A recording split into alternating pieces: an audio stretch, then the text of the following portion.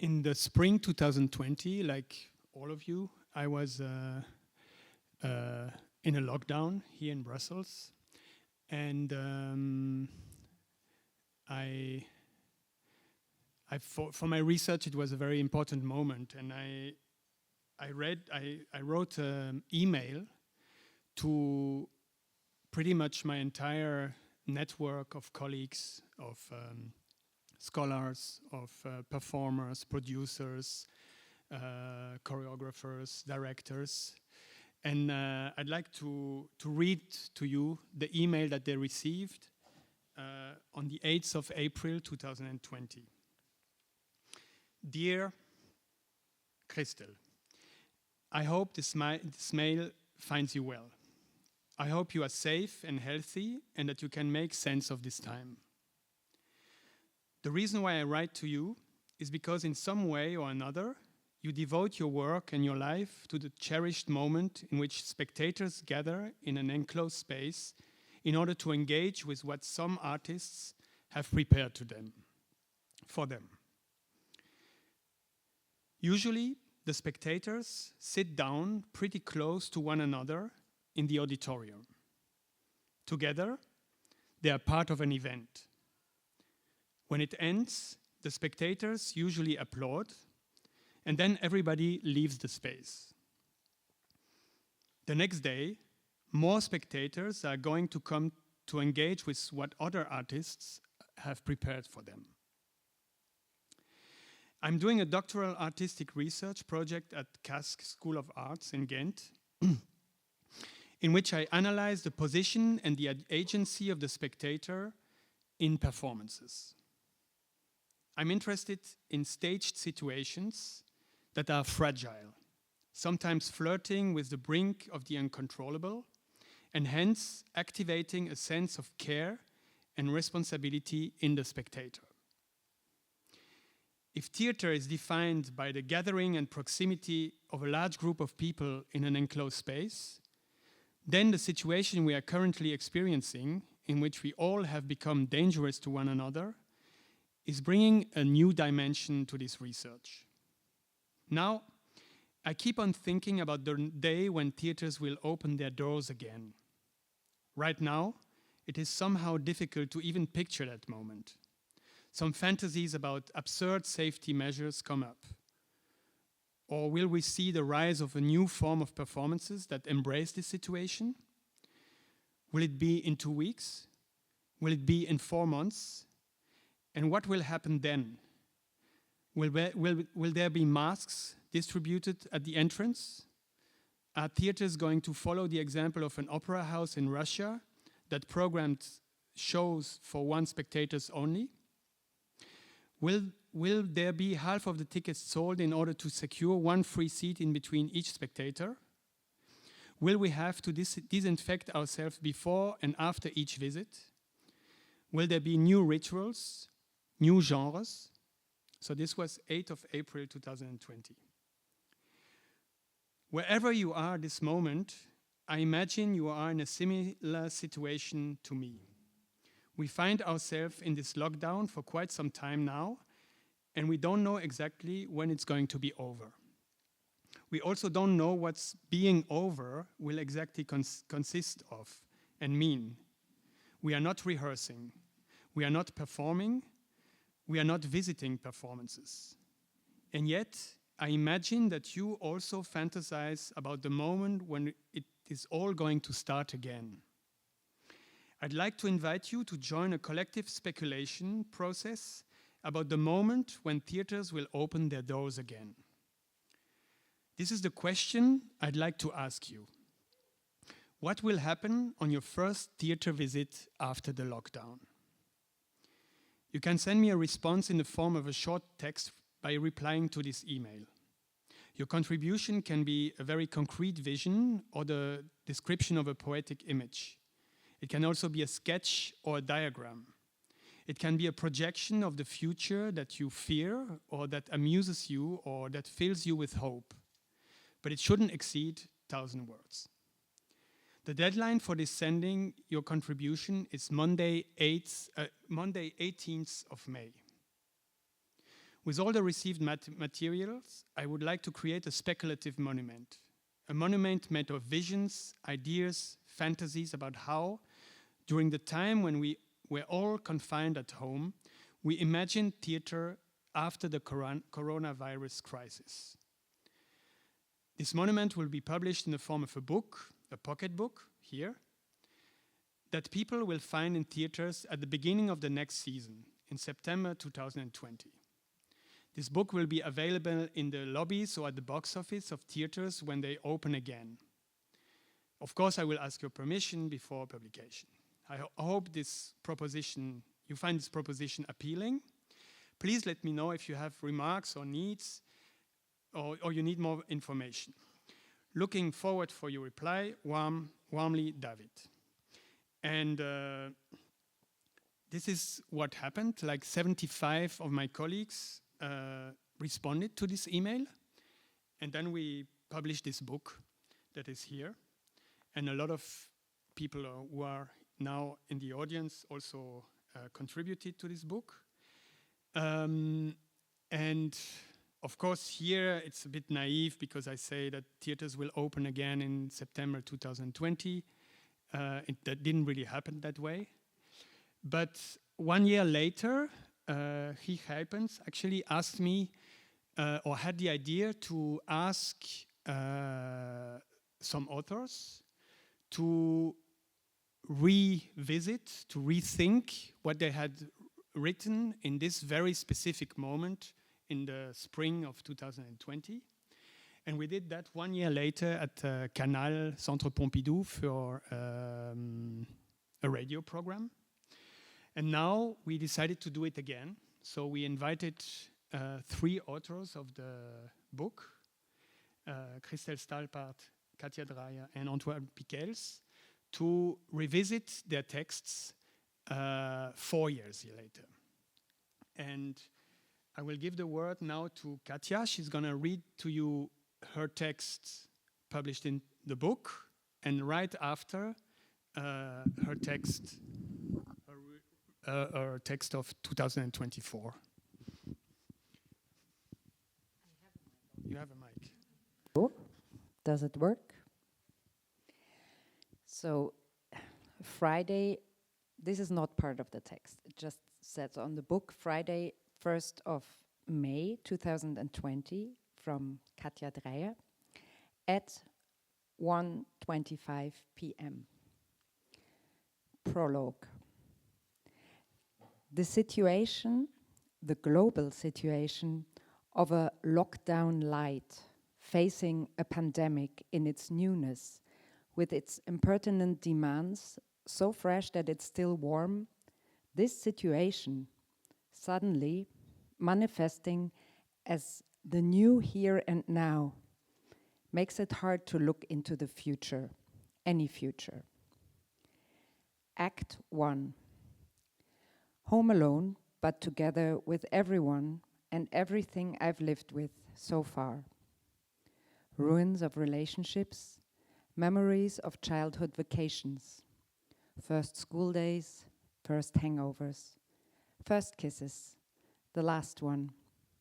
Spring morning sun, being in love, heartbroken in the wind, sunrises, letters, emails, notes, furniture, past future plans, plants, ants. Nothing special. Lots of stuff. The usual stuff. Life. Act 2. A student learns in theater school that theater has to be about life. Has to be life, not life-like. Has to be life like life under the plague. Becoming a theater student, I got a new life. That new was still warm and had bubbles. Life was theater, and theater was life for a 20-year-old idealistic, hungry, anorectic, searching, desperate, privileged, wannabe punk theater student. The station of Utrecht, where that school would be, was Europe's biggest shopping mall, and proud of it. I got lost. I loved it. I hated it too. Lots of life, warm, lots of bubbles. Act 3. The new house above the city bar was life, was climbing up the steep and beer and ash-stained stairs to the tiny attic room, was life, was meetings with a stone teenage family that lived in the slightly less tiny but stuffed to the rim with brand new cheap furniture room with baby Stacy, was life, was sharing kitchen and bathroom with Stacy and her parents, but also with an ever-growing population of mice, asking my friend on the phone what to do about them. Tame them, she said confidently, was life, was looking out of the kitchen window, the crossing, the drugstore, the mosque, the horse butcher, the halal butcher, the drunks coming in and out of the bar, drugs, bikes, dealers, Dutch, carcasses, glitters, Tunisian communists, mountains of watermelons, watermelon-sized cabbages, cabbage-sized apples, squatters, the boss of the bar, Ali, his 12 brothers, students, cars, mopeds, accidents, injuries, fights, was life. Act 4. Was leaving through the door of the city bar at 8:45 every morning with the same thought. What if my bike gets stolen again? Was life, was 5 different clocks on the way to school, all showing a completely different time of day. Was life, was the teachers who had to teach in English, lacking vocabulary, asking, and now gently move your schedule. During Feldenkrais training, was life, was classmates from all corners of the world, stories, backgrounds, ambitions, brought into the classrooms every morning at 9 a.m., was life, was theater, was life.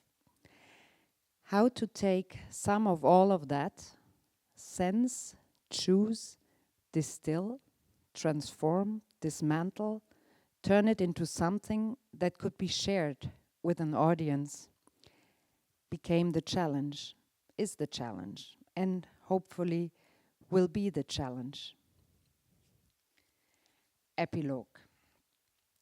These days, I watch the square in front of my window. The old lady with a fancy coat enters around apéro time. She is always with her dog. She used to drink a glass or two of rosé at Chez Rameau. First day after Chez Rameau closed, she and the dog entered the square with a plastic bag hanging from her tiny wrist. She ignored the closed windows of Chez Rameau, sat down on one of the benches in the sun, opened the bag, and, to my surprise, took out a can of Jupiler.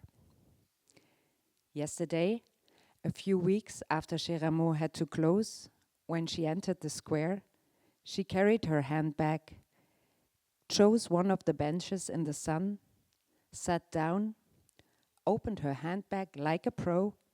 A wine glass appeared, more than half full. I jumped up to applaud from the balcony, stopped, shyly waved.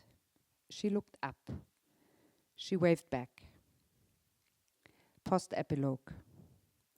First time back in the theater, I hope she will join me with her dog and her magic handbag. We'll sit on the stage with you. Maybe we'll make a fire. We will listen, look, smell, drink, applaud, dance.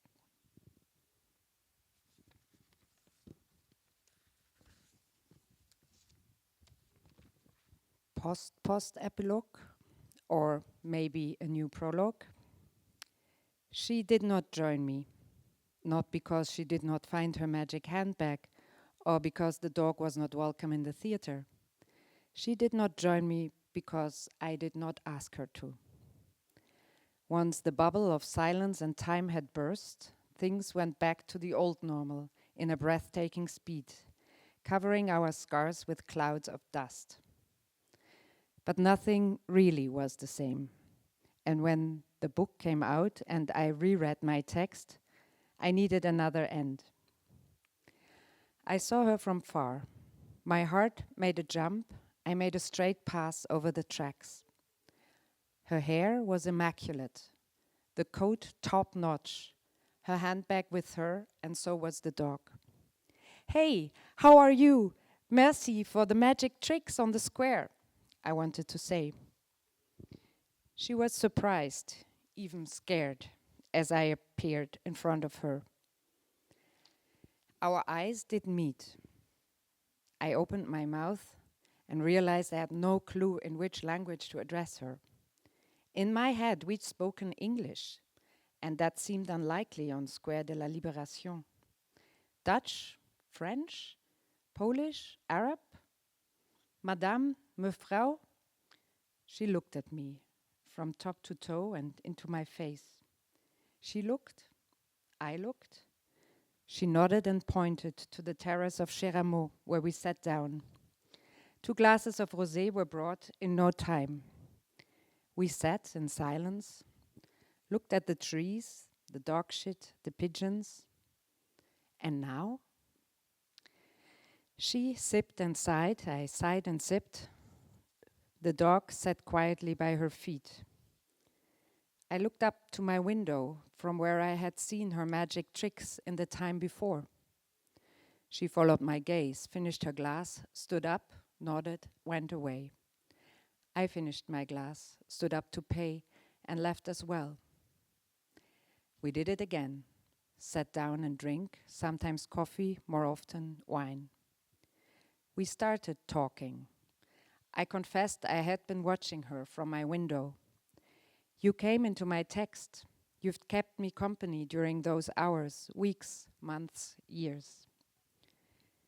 She sipped and thought and smiled, glad to be useful to anyone else than the dog.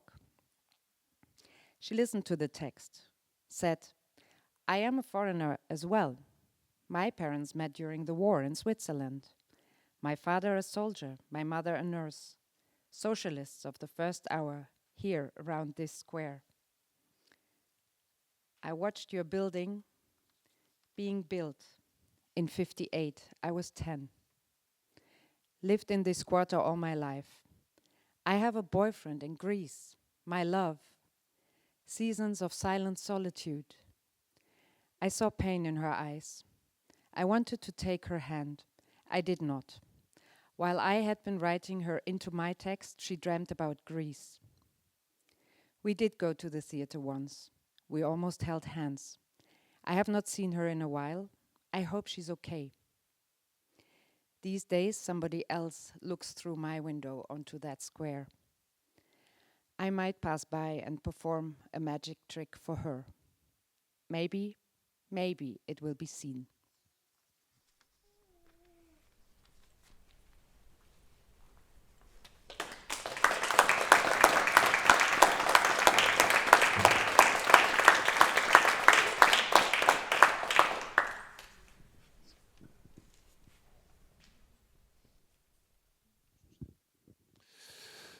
Okay, I'm going to try to do the same exercise.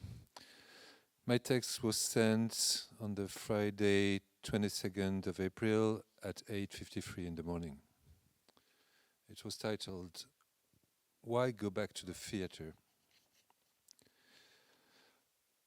Of course I'll go back. There will be a time when theaters will reopen. Perhaps sooner than caution would recommend, given the economic pressure that is being exerted there as elsewhere, and the almost vital, or at least moral, need for recognition of those who have no existence if they no longer have a stage. And as a professional in this profession, I will not escape this double imperative, both economic and social.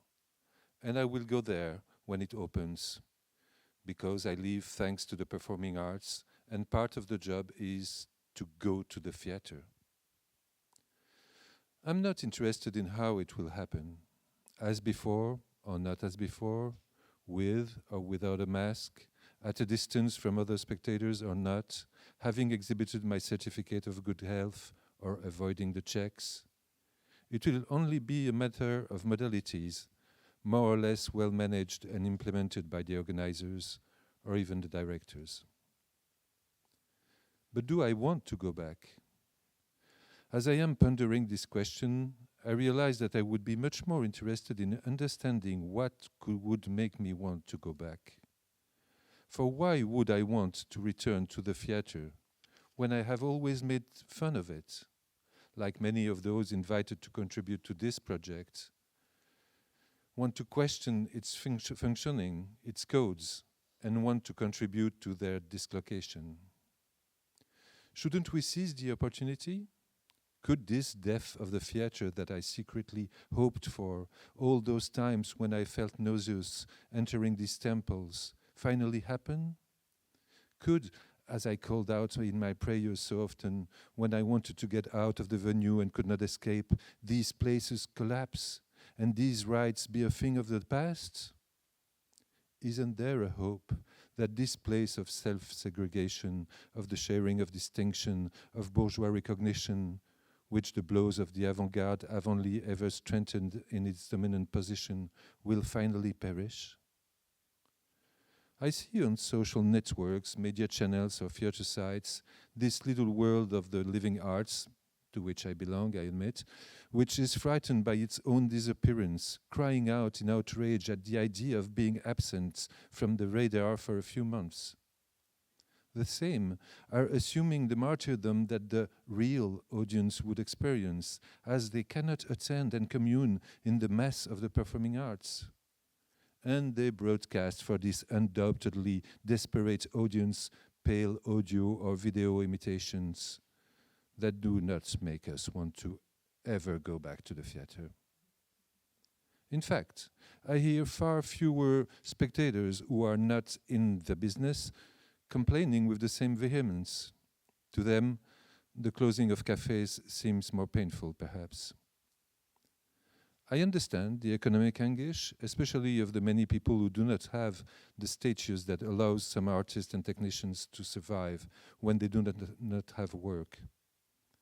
I also understand the feeling of inability, of emptiness, of someone who cannot practice their trade, deprived of the framework in which it is practiced and in which relationships are forged.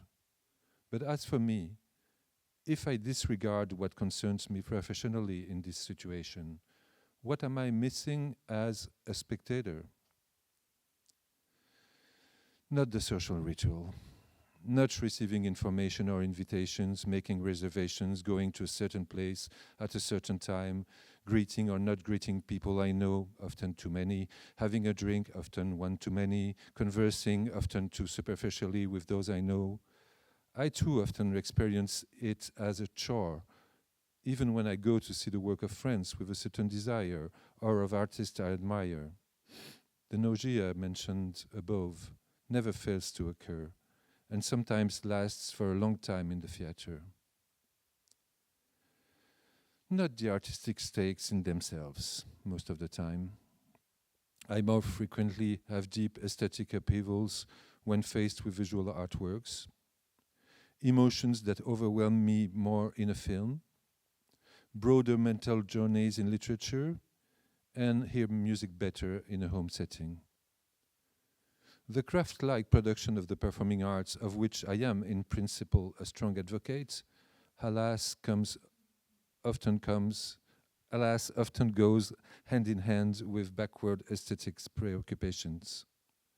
The persistence of old-fashioned approaches and a poverty of intellectual means more serious than the rusticity inherent to the work of the stage. I do not miss the collective experience of live performance. I understand the importance of this and I don't deny it. Moreover, it is one of the problems of the video recordings that we watch in isolation. Without other spectators at our side, the shows they relay are as devoid of flesh as the text of a Racine tragedy without its actors. But I have experienced great moments of live art in almost empty halls or face-to-face, and can, on the contrary, hate the totalitarian presence of an audience that tramples on or praises the show with the energy of a football stadium. No. What I miss, and would miss if we destroyed, not the theaters I don't care about, but the performances, is that very mundane thing that we also experience in many other places in life, but not as an artistic expression. It is the projection into and through the body of the other, this understanding of the world that can only take place through the mirrored neurons we have. For this to happen, however, we need a place where a living person carries a form, a reflection, a discourse, with his or her body facing one or more other living people.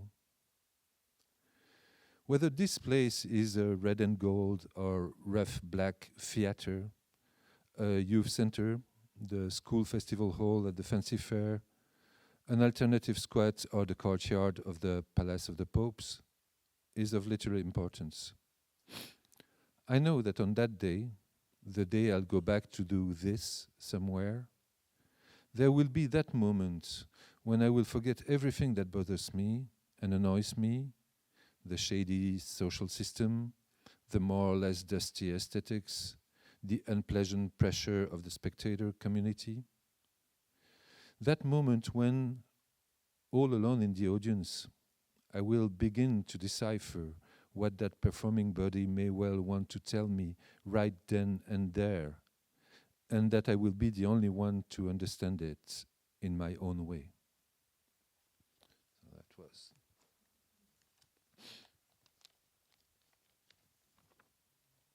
The follow-up.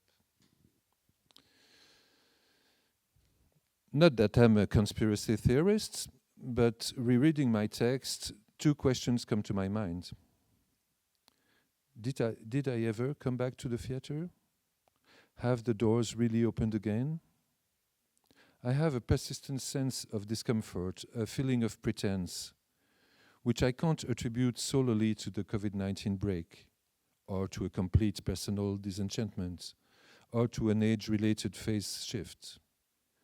Though these components may play a part, they don't explain it all. Not that I'm a conspiracy theorist, but when I went back to the theater, I found it worse than before. Perhaps because in 2020, I had written about my social experience of the theater. Through writing, I had revealed to myself what a painful activity it was. Returning to the theater with full knowledge of the facts, I still have nausea, but now I understand why, and don't understand why I keep on going. Sometimes I pray that a pretext like a COVID-positive test will give me the opportunity to escape it. Not that I ever use that kind of excuse, of course. Not that I'm a conspiracy theorist neither, but when I went back to the theater, if I did, not everyone did. Because what had started to develop before took advantage of the COVID situation and confirmed an increasingly indirect, secondary experience of the theater, mainly going through sharing opinions on social networks. Sharing by a few theater goers, praising a show that they have seen in real life, by a few idle critics who no longer have a forum, retreating to the networks to have the impression that they are being read, and by the directors of venues or festivals posing as arbiters of good taste, positioning themselves as prescribers. How many people today only go to the theater by proxy through these intermediaries? How many go in person but only to confirm what others have already thought for them? Not that I'm a conspiracy theorist. Proof, I still go to the theaters and similar places to look at what I mentioned in the 2020 text. In other words, and to put it simply, this activation of mirrored neurons. Most often by attending forums close to performance art, which has now taken over theaters on a fairly large scale. But by the same token, in these creations that supposedly seek authenticity in both the artist and the relationship established with the audience, what was already in the making is confirmed. The attenders grab their smartphones, seeming to prefer to see the performance through their screens, unless they only enjoy the anticipation of the moment when they will post what their machines have captured. In any case, preventing with the medium of the screen the immediacy characteristic of the here and now. Faced with this situation, different strategies are being adopted.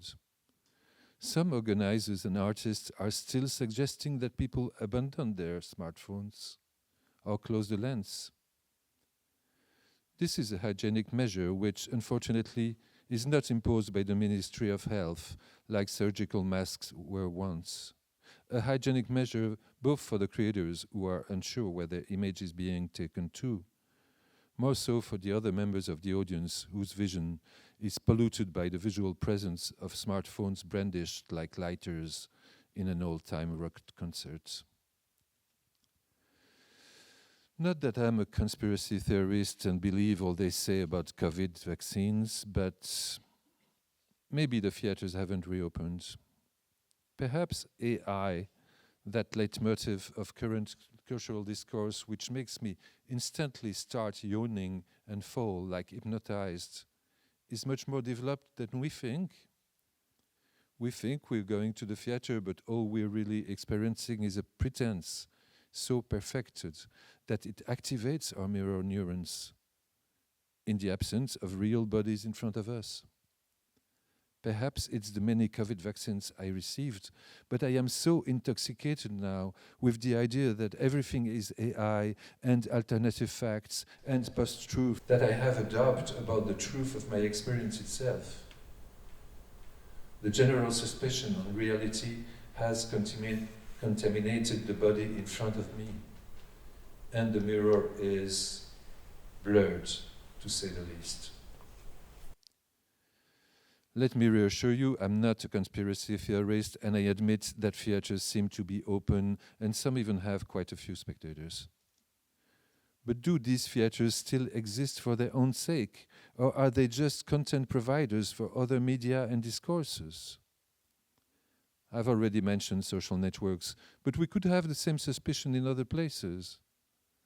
Doesn't live performance also exist as material for research and academic study?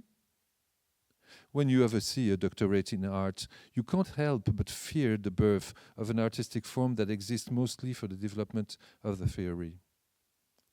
Similarly, when we support socially engaged creations, the social process that occurs, in the best of cases, takes precedence over artistic quality. We shouldn't take offense then, if it is the primary aim. But when the academic or social or societal relevance of an artwork, a relevance most often based on the fact that it enjoys a broad enough consensus, is what counts, when its subject is what defines its quality, perhaps it's better to use other tools than art. And when the theater becomes a place of moral validation, perhaps it's better to go to court or church than to the theater. Between this socio-moral consensus I'm supposed to endorse and the preliminary request for consent with its arsenal of trigger warnings that I am asked to approve without any true possibility to contest, tied up in this double bind, I'm not sure I'm experiencing what one used to call theater. Take care of yourself is this weird sentence, still in use, at least in French, that became popular during the COVID crisis, with which you were showing your concern for the other while asking them to handle their problems alone. If theater is just proxies, academic or social subjects, good thoughts, consensus, and consent, call it a paradigm shift, or call it a chip installed in my head while theaters were closed. But let me take care of myself by not going back in.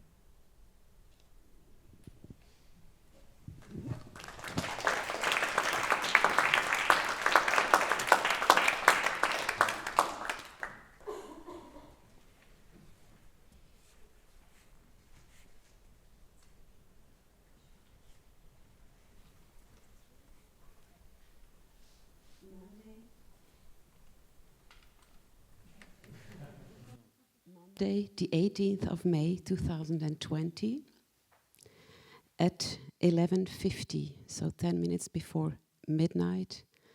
Even in times of lockdown, I was working very closely against a deadline. Making a new beginning. I start with a quote from Hannah Arendt that was circulating a lot in those days. The new always happens against the overwhelming odds of statistical laws and their probability, which for all practical, everyday purposes amounts to certainty. The new therefore always appears in the guise of a miracle.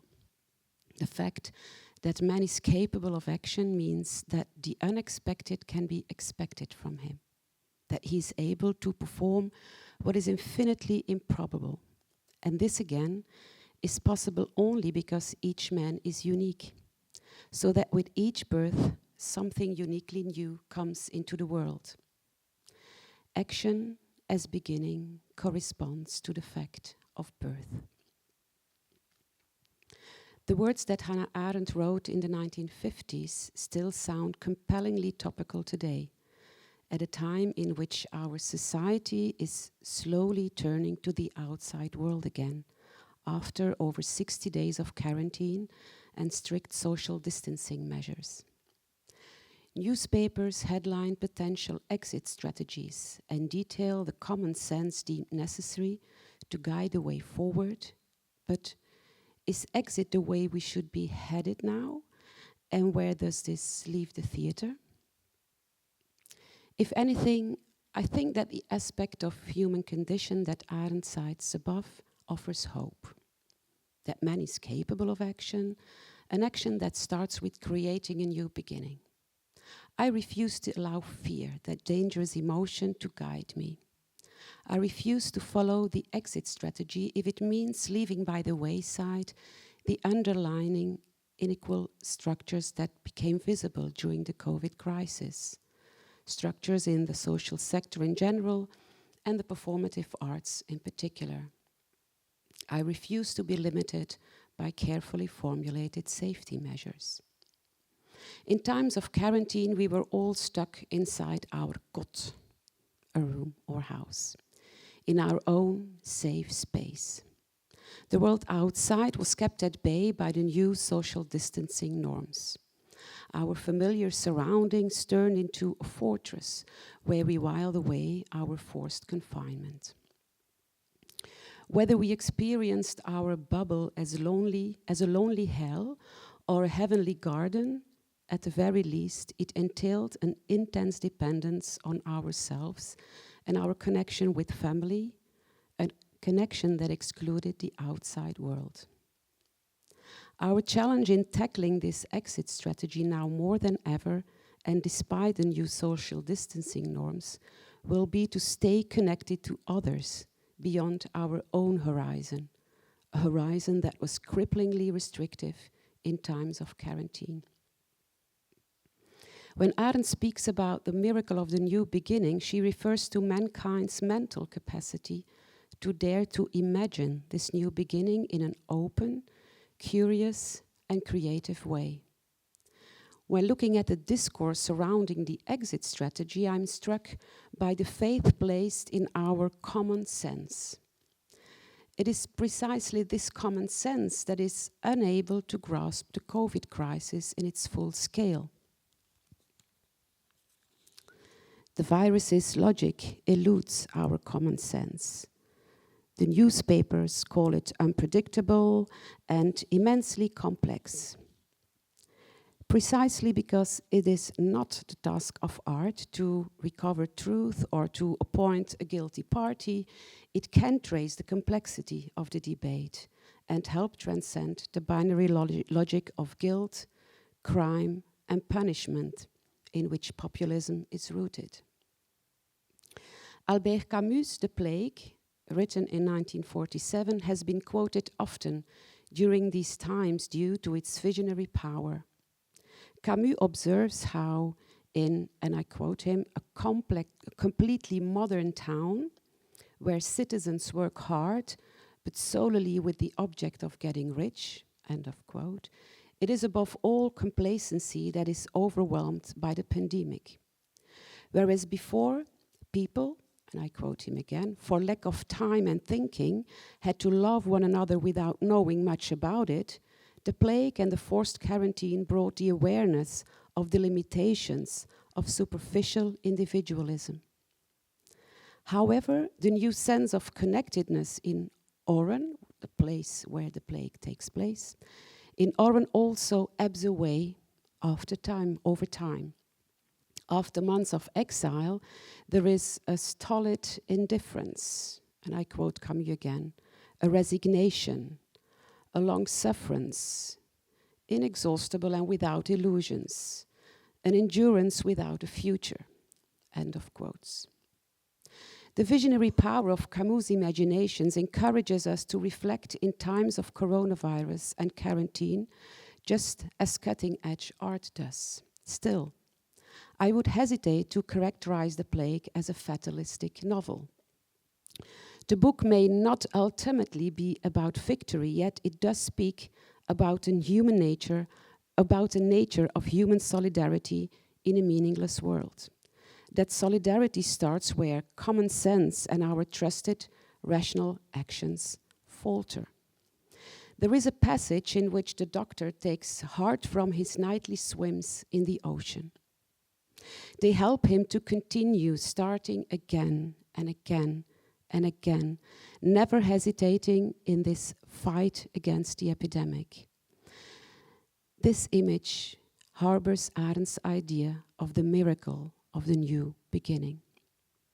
In that sense, The Plague is a study on beginning anew in a hopeless world, rife with indifference and thoughtlessness, on renewed tenderness and human love that moves beyond tribalism, on a love for life and the world in which we are rooted. According to Camus, and I paraphrase him again, the true home is situated beyond one's own horizon, outside the walls of the stifled, strangled town, in the fragrant brushwood of the hills, in the waves of the sea under free skies, and in the custody of love. End of quote.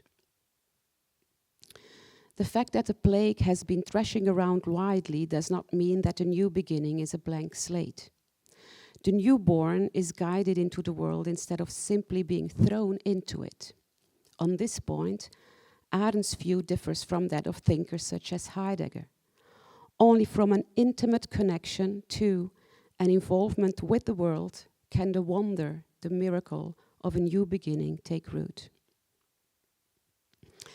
I have to admit that over the past few years, attending theatre performance often felt like speed dating.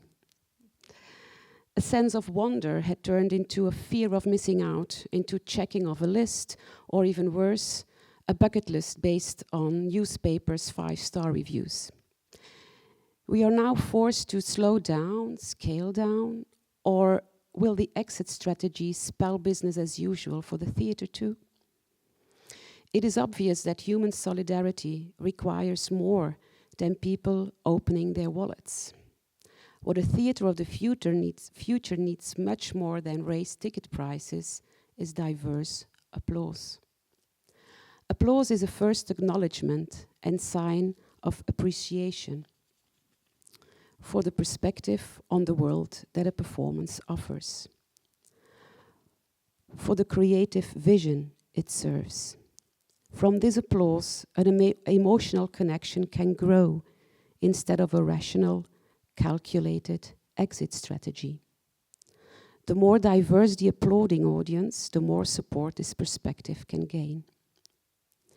If post-COVID theatre is only accessible to a cultural elite for it to indulge in beauty as comfort, then the theatre will have become like our heavenly garden in times of quarantine, a safe place in which responsibility towards the other has been switched off.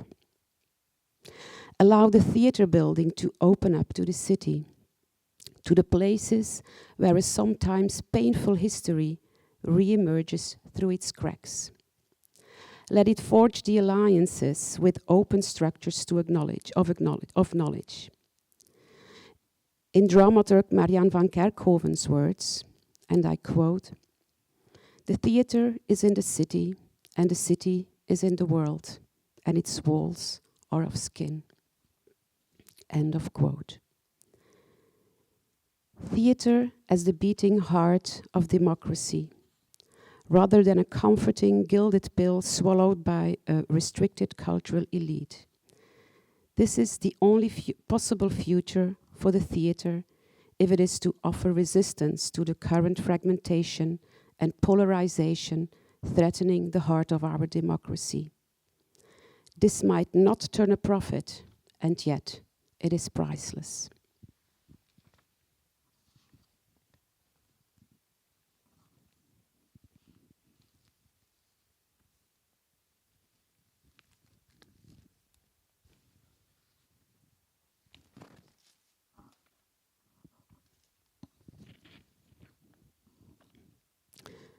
On reactivation. It has been over 4 years now since the COVID-19 pandemic started impacting our lives. This is what the new beginning at the moment looks like. In Europe and elsewhere, populist radical right parties are feeding fear and promise to turn to a vague conception of tradition or national grandeur. Military conflicts and indiscriminate civilian attacks are growing in Ukraine, Sudan, and Palestine, and the destruction of human and more than human matter ramps up to unimaginable proportions. Meanwhile, sea levels are rising, ecosystems are collapsing, and the climate crisis is intensifying without a halt. Why start anew if a new beginning only brings forward further destruction? I refuse to give in to defeatism. What drew me to Arendt in the first place was exactly her stubborn refusal to give in to a world of destruction. And I quote her, "The smallest act in the most limited circumstances bears the seed of the same boundlessness, because one deed and sometimes one word suffices to change every constellation," she says. However, my obsession with this new beginning after COVID also gives rise to critical remarks. Why did I consider action as so human-bound? Didn't COVID teach us a lesson about anthropocentric hubris? Let's move away from any all-too-human heroic claim to possess the unique capacity to create a better world or to reinvent the world. The heroic salvation tale has been exchanged for narratives of ongoingness, as Haraway would say long ago. In my view, Arendt's mechanism of humankind's self-invention and self-reinvention, which corresponds to the fact of birth, has expanded to a becoming with and attending to this autopoietic miracle of life, perpetually regenerating itself. Autopoiesis is that miracle of the self-organized process of self-regeneration that is based on reciprocal causality. It's a deep recognition of our interconnectedness with ourselves, each other, and the more than human. Vitalist thinkers such as Gilles Deleuze and Félix Guattari refer to it as a life force, something we cannot understand, but it happens. Stars are born anew. And I mean the real stars, not the stars on television or something. It also inspired new materialist thinker Donna Haraway in her book Staying with the Trouble to propose the vital model of worlding as a way for staying with the trouble. And the trouble refers to this ecological crisis that we're experiencing. As I already mentioned, climate change is happening, sea levels are rising, and ecosystems are collapsing. Staying with the trouble is what she calls learning to be truly present and getting on together, despite of it all, in multi-species entanglement. Worlding is not a representation of the world, but an understanding of the world as a verb. It is a world-making practice, but in a sense that humans are no longer understood as individual subjects that can control, exhaust, extract, and destroy their environment. Haraway understands worlding as an autopoietic system. It is an intertwined system that produces and maintains itself, and in which the human is radically enmeshed. Humans are becoming with and attending to a world rather than being in and in control of the world. As such, worlding is an enacted and embodied activity and implies performativity. For Haraway, a narrative frame that understands worlding as such is speculative fabulation. A worlding, for that matter, also is a practice as artistic understanding. Performances can be worlding practices.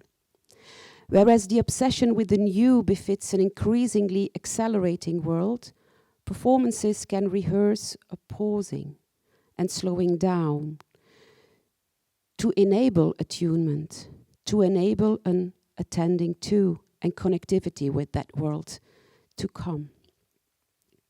Its worlding potential lies not in representing a better world, nor in setting one goal for an ideal future to come, but in activating a performative zone for rehearsing our radically enmeshed becoming with a common world to come, in struggle for a partial resurgence of this troubled world. We mammals all begin the miracle of a new life because someone else breatheth for us, until we can breathe for ourselves. However, as Joachim Ben-Jacob argues, in line with Frantz Fanon, we do not all have the same breathing capacities, for some bodies are not only constantly observed, but also occupied. For those bodies, Ben-Jacob says, breathing is a continuous combat breathing. I would also add that with global industrial development pressures and loss of biodiversity in climate warming, the breathability of living beings,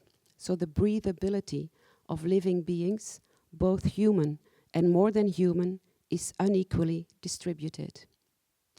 Breathing capacities are unequally distributed, and so are the circumstances to dare imagine a new beginning. In this context, I'm also drawn to Ariela Aisha Azoulai's critical assessment of the human condition and her proposal to shift from the temporal axis of the new and its historical markers such as beginning and end. To focus only on the new as the fact of birth is to dismiss the underlying patterns of inequity and all historical attempts to exit power structures. Azoulai's claim is that caring for a common world entails a different temporality of history, one premised upon rehearsal, reversal, rewinding, repairing, renewing, reacquiring, redistributing, readjusting, reallocating, and on and on and on. I would add reactivating. Reactivation always entails a mutual pulling or a double movement of faire, and hence entails a post-human refraction of human-bound action. Reactivation also entails sustained efforts across time that insist on undoing and unlearning imperialism, colonialism, racial and sexist capitalism. By extending Azoulai's writing to the field of performance, I then now pose the following questions. How can performances rehearse a form of being with others, both living and dead, across time, against the separation of the past from the present, colonized people from their worlds and possessions, and history from politics.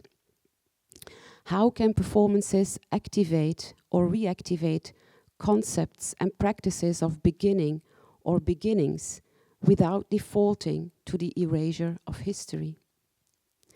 If breathing is considered the most essential form of living, then the obstruction of normal breathing or the unequal distribution of breathability is a disruption of the most fundamental ecological condition for autopoiesis. Performances can reactivate what Ben Jacob calls forms of conspiration. Performances that breathe and speak nearby these asphyxiated bodies, these bodies that cannot breathe normally, human and more than human. Along with Azulai, I would say that these performances activate a returning to, lingering with, attending to, and rehearsing of modes of co-citizenship in an autopoietic world to come. This co-citizenship is not to be understood as belonging to a state, but as reactivating a shared trait of care for a common world. This co-citizenship is not a goal for the future to come, but a set of assumptions and practices, habits, shared by different people, including artists and scholars and students and teachers and friends and people and family and sons and daughters who oppose ecocide, imperialism, colonialism, and racial capitalism.